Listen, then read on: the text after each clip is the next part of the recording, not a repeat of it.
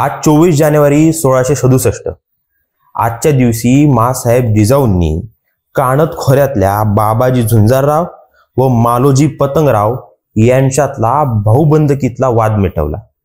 आता वाद मिटवणे म्हणजे स्वराज्य दिन विशेष असू शकतो का, असा तुम्हाला प्रश्न पडेल. पण राज्य किंवा स्वराज्य चालवताना जितक्या महत्वाचे युद्ध जिंकणं असतं, जितकं महत्वाचं किल्ले जिंकणं असतं, तितकंच महत्वाचं असतं प्रशासकीय व्यवस्थेमध्ये अराजकता न ठेवणं. आणि हे काम शिवरायांसोबतच माँसाहेब जिजाऊही करत होत्या.